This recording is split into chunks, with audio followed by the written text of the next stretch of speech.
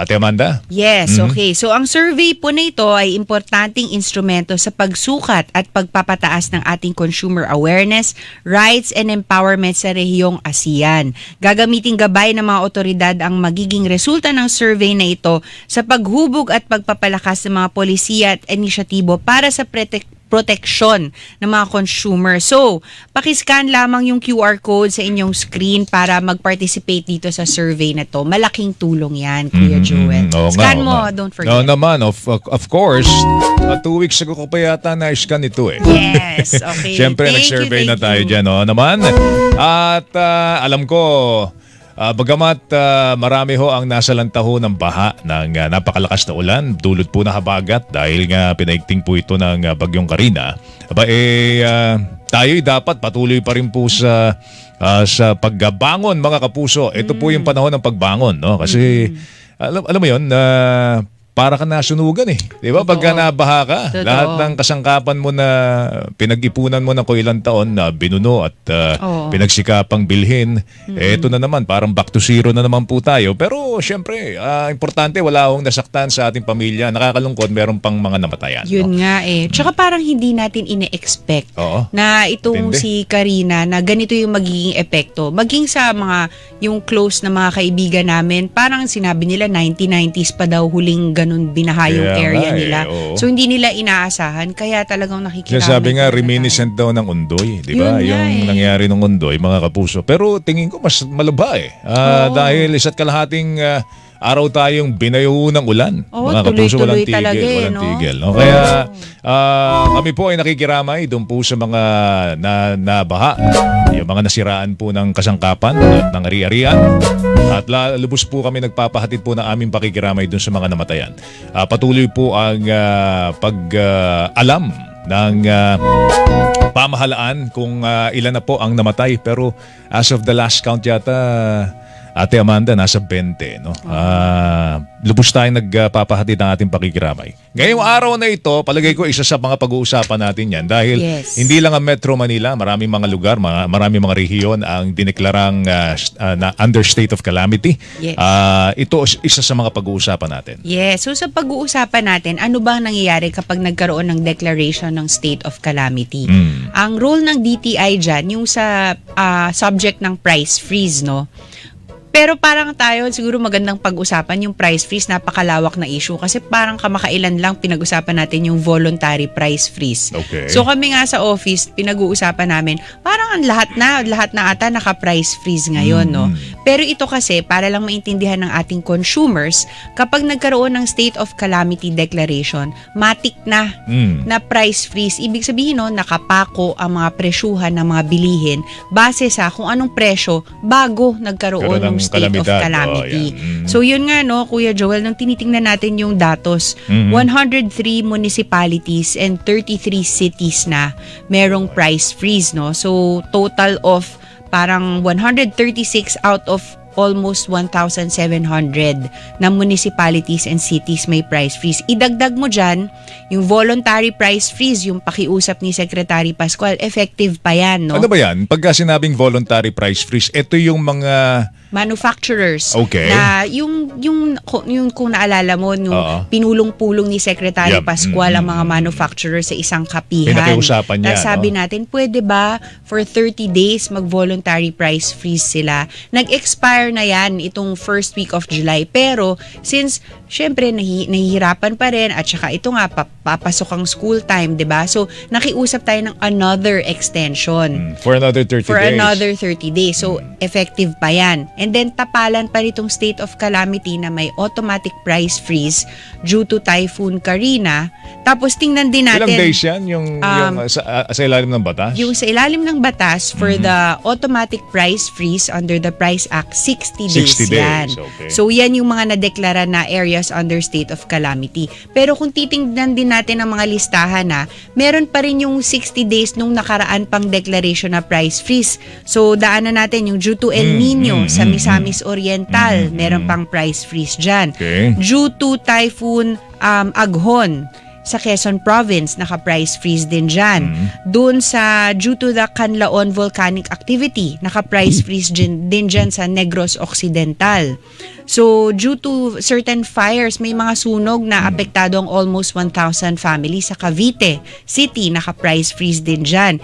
And then due to the southwest monsoon and mga typhoon, tropical depression Butchoy sa Cotabato, naka-price freeze din dyan. So ang trabaho ng DTI, hindi lang tong Karina ang binabantayan natin, pati Marami yung pa pala. dati pang price freeze na yung nabanggit ko, pati pa yung voluntary price freeze. So talagang hawak talaga, walang galawan ng presyo at this time. Pero usually ba, pagka nag-supersede, limbawa, naka-price freeze sila ngayon dahil Yes. nga may problema sila sa bulkan, Yes. o kaya may problema sila sa El Nino, tapos Yes. tinamaan sila ngayon Yes. ng baha, Yes. paano yun? A-adapt So, ang Hindi. day? Yung, ang mangyayari, halimbawa sa Cavite City, no, meron dong price freeze due to the fire. Mag-e-expire yan due to the fire, I think September 15, Okay. 2024, no? Yan yung nasa City of Cavite, Region 4A, yung 933 families. Ngayon, meron tayo kahapon or nung isang araw nag-declare 60 days, iba naman yung period nun. So, hiwalay ang takbo nun. Hiwalay. Basta 60 Okay. days yung automatic price freeze, and then itong due to the fire incident sa City of Cavite, mag-expire yun ng September 15, 2024. Alright. Yan ang binabantayan natin. So, babalik ako, pag-uusapan natin, ang bisita natin ngayon, si Undersecretary Sunico at saka si Assistant Secretary Grace Baluyan para pag-usapan kung ano nga itong binabantayan ng DTI pagdating sa price freeze. And pangalawa, may bisita din tayo sa Office of Civil Defense, si Director Posadas, ang spokesperson nila, para pag-usapan kung ano ang mga relief operations, anong status natin, anong mga dapat alalahanin pagdating sa mga ganitong kalamidad, yung mga baha. Bahagi ito ay hatid sa inyo ng Department of Trade and Industry. Alright, mga kapusoy, batiin ko lang Ate Amanda, yung aking kaibigan, si June. Si June ng Tikme Dine. Nandun po siya ngayon sa Camarines Sur, sa Naga. Kamusta kayo sa Naga? Hindi ba kayo binaha dyan? Isa sa mga lugar na alam ko na inulan ang Bicol Region, mga kapuso. Ngayong araw na ito, pakilala mo na yung ating mga kausap sa palatuntunan Ako mula din, sa babati. DTI.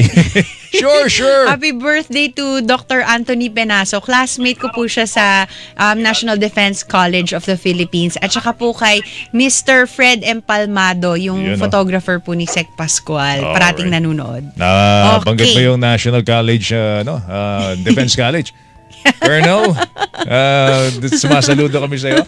Pakilala mo na yung ating mga kasama ngayon. Ha? Okay, so may kasama tayo. Ito ang mga part po ng DTI Executive Committee, no. We are very honored to have Yusek Ed Sunico, ang DTI Communications Office Undersecretary, head po natin siya. And then ang DTI Regional Operations Group Supervising Head, si Assistant Secretary Grace Baluyan. Alright, si Yusek Ed muna. Pabatiin natin, Yusek Ed. Good morning. Good morning Good po. morning. And Morning, Joel. Opo, thank Morning, you. Amanda. Salamat sa inyong pagtanggap sa aming imbitasyon. Si Asik Grace. Asik Grace, good morning. Magandang umaga po, Sir Joel and Yusek Amanda. And of course, sa ating mga tagapakinig ng consumer at iba pa. Alright, Yes. I'm sure ngayon ay matamang nagsusubaybay ang DTI doon po sa dineklarang under the state of calamity ng mga rehiyon. Ano ba yung mga coverage po nito, Yusek Ed? Pagka nasa ilalim po na ng state of calamity ang isang lugar, ano mga dapat alalahanin ng ating mga kababayan? Sige, so ang una-una dyan, nagsisimula yung pagdeklara ng state of calamity, no? So sa iba't ibang mga lugar. At yung state of calamity, dinideclare yan pag ang isang lugar ay hindi normal, no, yung sitwasyon. May mga malaking pinsala sa mga ari-arian, sa infrastructure, sa livelihood ng ating mga kababayan. So pag dineclare na yung state of calamity, diyan naman pumapasok yung DTI. Kasi kami naman dito sa DTI, nakatutok naman kami dun sa pagbantay ng mga presyo, no, ng pangunahing bilihin. Alinsunod dun sa price freeze, no, na sa pamamagitan ng aming mga market monitor teams, sinusiguro natin tama yung presyo sa ibang-ibang lugar kung saan na-declare yung state of calamity. Mhm. Ate Amanda? Yeah, so dadagdagan ko lang, no. So ang state of calamity, meron kasi yung definition dun sa ating batas, no. Yun yung pag merong mass casualty or major damages to property. Tapos may disruption sa livelihood, sa kalye, 'di ba, sa normal way of life ng mga tao. Paano dinedeklara yung state of calamity? Dalawang option. Unang-una, yung Local Disaster Risk Reduction Management Council, magrerekomenda siya sa local sanggunian. So yan yung LGU, tapos magde-declare sila ng state of calamity, no? Base yan sa damage assessment at saka needs analysis. Pangalawang option naman, yung NDRRMC, yung national level, magre-recommend sa presidente ng declaration sa mga cluster ng barangay, municipality, cities, and regions.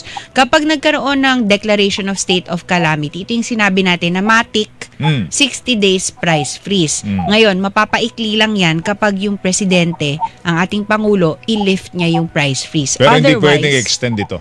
Hindi pwede i-extend. Yes. So, pwede lang siyang paikliin before the end of the 60-day period ng presidente. At saka yung hindi lang covered nung 60 days na price freeze, yung LPG. 15 days lang yan. Bakit? Ba't hindi covered ng Kasi LPG? kailangan talaga siya for energy, hindi mo makontrol yung oil, yung raw materials ng LPG. So, nasa batas talaga na 15 Nakadepende kasi sa days world lang. market prices. Ano, Okay. Sige.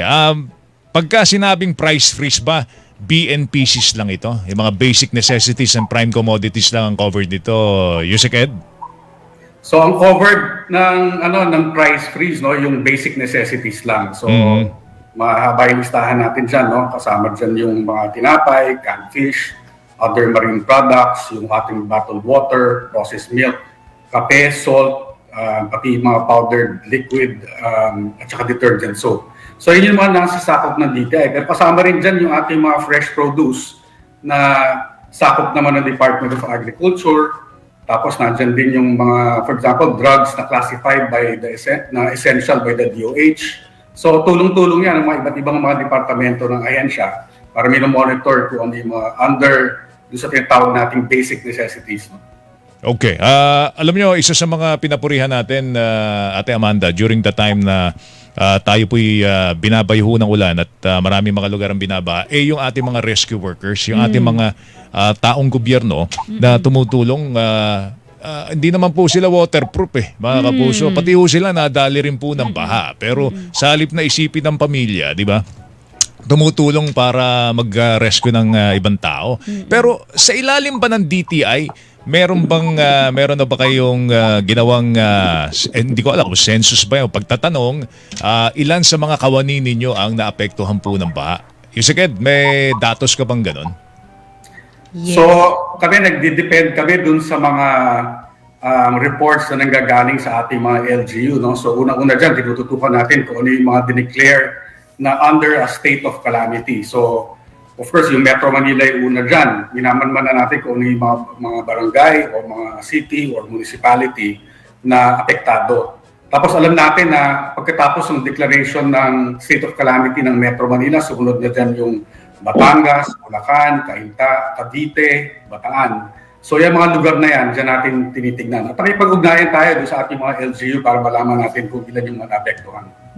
Okay, si Asik Grace naman. Siguro, meron ba ano? Yung sa tanong mo lang na yung sa mga DTI, no? So sa head office natin, based on initial count, parang 31 employees ang naapektuhan, yung apektado. So ang ginawa po natin dito, merong DTI Employees Union. Nag-arrange sila ng parang may binigay sila na amount, tapos nagbigay ng mga relief na food packs. For the DTI ng buong Pilipinas, we're still getting the data. Pero meron po yan inaalagaan ni Secretary Pascual, syempre, yung mga tao natin. Okay, doon sa iba't ibang mga lugar, siguro malaman natin ano ba yung mga RIO na apektado. Si Asik Grace, siya kasi ang Regional Operations Group head ng DTI. Ano yung mga rehiyon na nasa ilalim ng state of calamity ngayon, Asik Grace? Siguro bago ko po sagutin yon, no, gusto ko lang ipaalam na yung ating mga provincial DTI at regional DTI offices ay part po ng DRRMC, no? So pag nagbibigay na po sila nagbibigay na ang DRRMC ng mga code, no? Alert level code. Yun na po yung trigger sa ating mga provincial as well as regional offices na magplano kung ano yung gawin nila. May plano naman po sila kasi meron tayong business public service continuity plan sa bawat pong regional office, no? Mhm. So kung sinasabi nila ng NDRRMC na blue na yung alert level or orange na, yun na po yung trigger sa amin, no, na mag-monitor ng presyo ng mga basic necessities in our areas. At katulong po natin yung mga negosyo centers natin kasi ang negosyo centers natin nasa mga munisipyo tsaka mga syudad po, no? So, pag meron na po tayong price monitoring report, ang tinitignan natin yung presyo dapat within the suggested retail price, and then kung adequate ba yung supply, ilang araw, no? Kung maglalast yung supply na yan, and then ano ang kondisyon ng mga kalsada, kuryente, may flooding ba? Kasi ito makakaapekto sa pag-distribute ng mga produkto, no, yung access ng mga basic necessities. At tayo ay nagbibigay din po ng mga reports sa ating DRRMC, no. So far ang mga areas na na-declare, Metro Manila, Batangas, Cainta Rizal, Cavite, Binangonan, Baco, Oriental Mindoro, San Andres Romblon, Bataan, and Bulacan.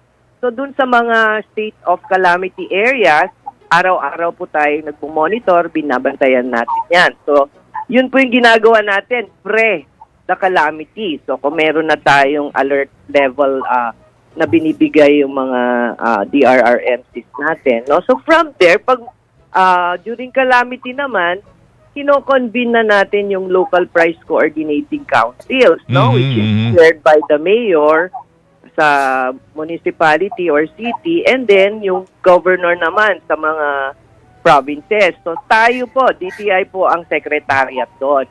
Interagency po ito. So kailangan po ito kasi yung mga ibang produkto, ang may mandate po noon, ibang ahensya. So kailangan magtulungan na lahat ng mga basic necessities ay available at nasa tamang presyo. So, yun po yung ginagawa natin pagka during, no?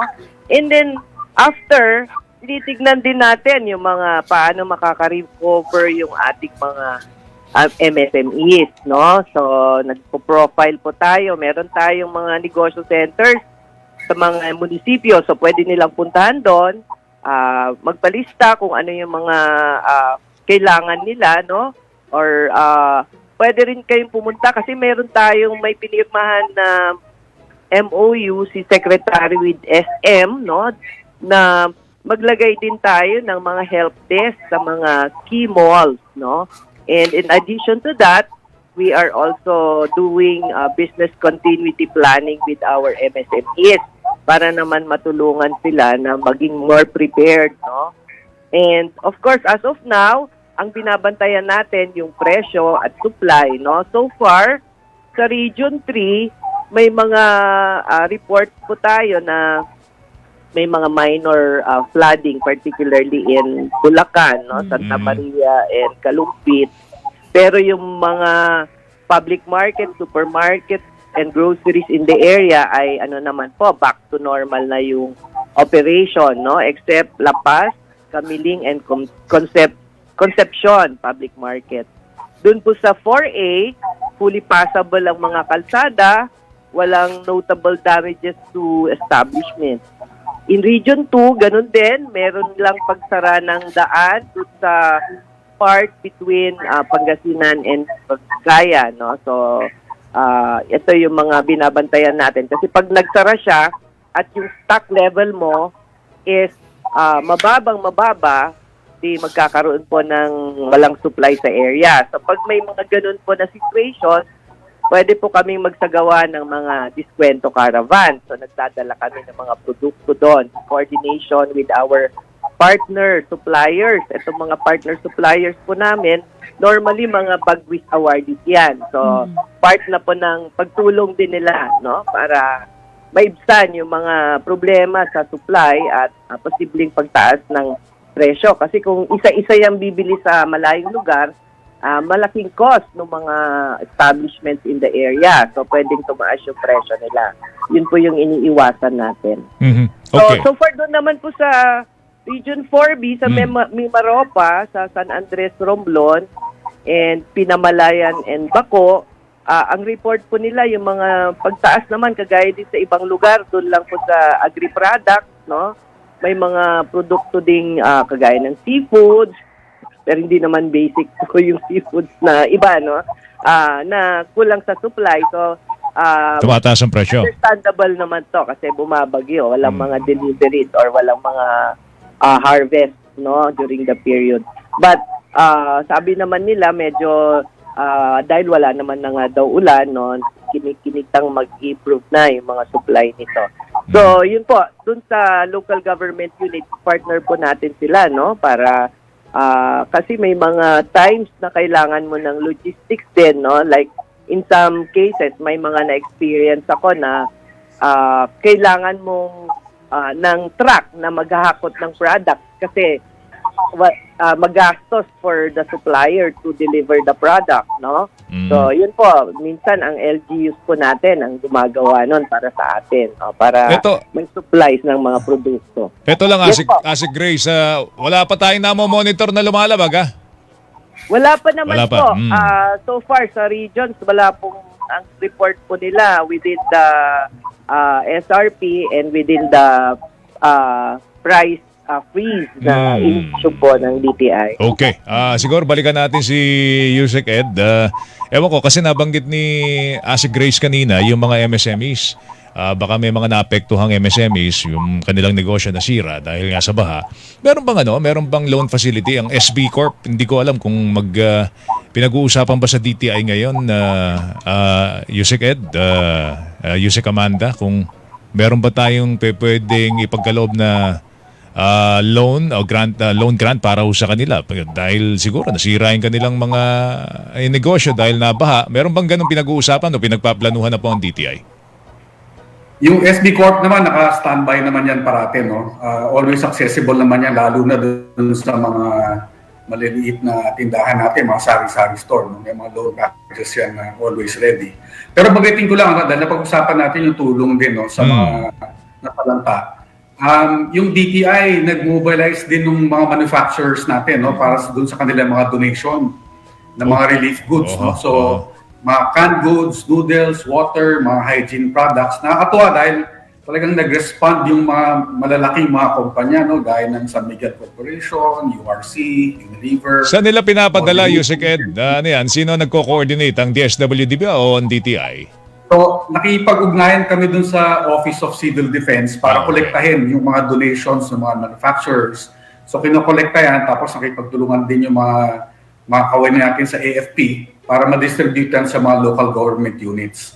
So lahat yan, nangyayari yan. Actually, may mga delivery na nangyari kahapon at today at sa Lunes din, no? Mag-start na mag-distribute yung mga yan.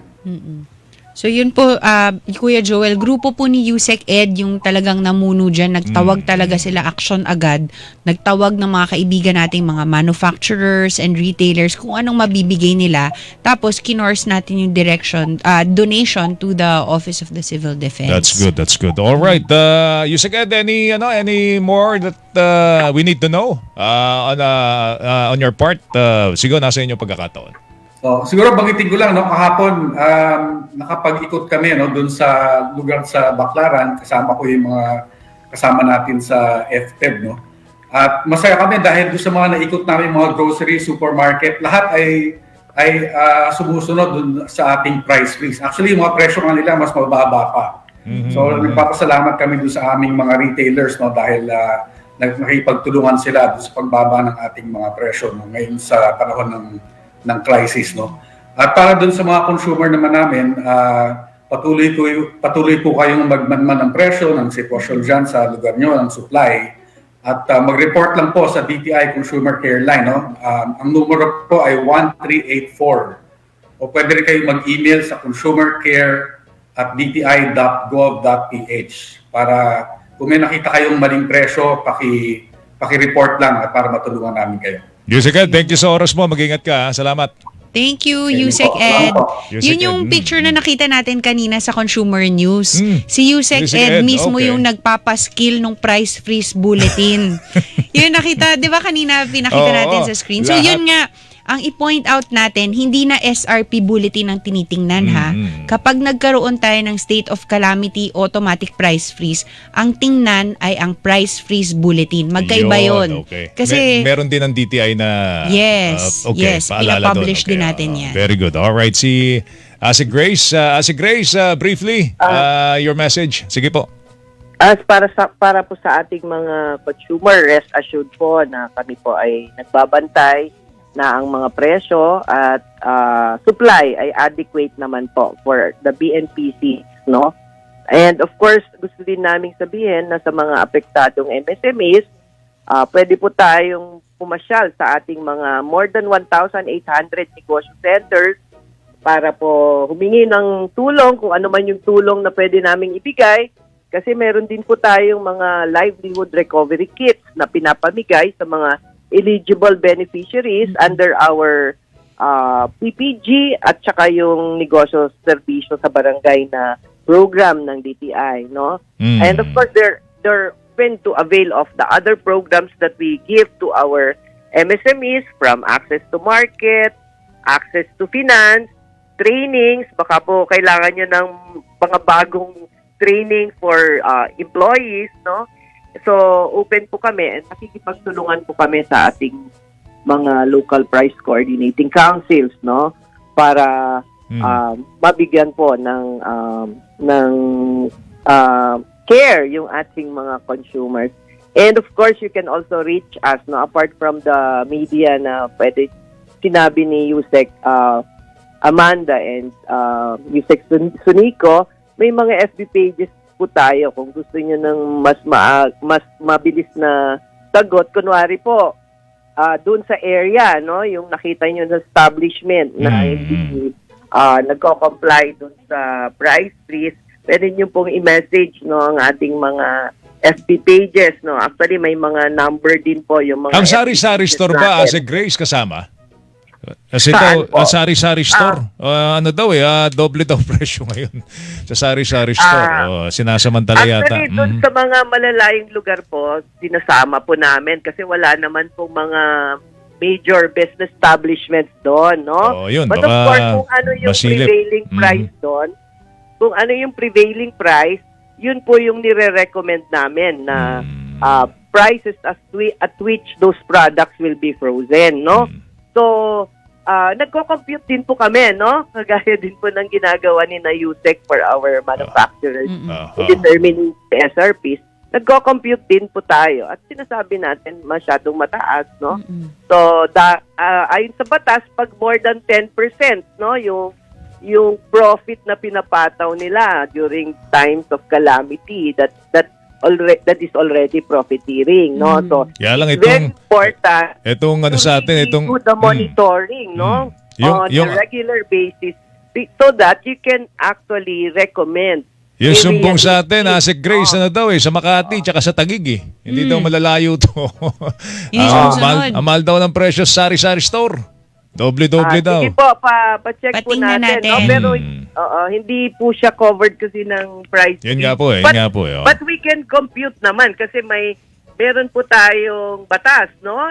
If it constitutes Yung profiteering. Yung profiteering. More than pwede po 10% natin i-compute yun, no? of the true worth. Don't you worry po, Papa. Sige po. Kay Yusek Amanda po yung area na yun. Endorse natin kay Yusek Yes, Amanda. tayo Tatawagan ko siya. Dito pa si Standby mga puso. Ate Grace, salamat ha. Thank you. Asek Thank you sa oras Grace, mo. ang girl Salamat power din. ng DTI. Siya ang chairperson Opo. ng disaster Okay. risk natin sa DTI, yung committee natin. Kaya pala, very learned si Yes, Ate si Grace. Ate Grace, girl Salamat, power. Ate Grace. Thank you. Thank you ha. po.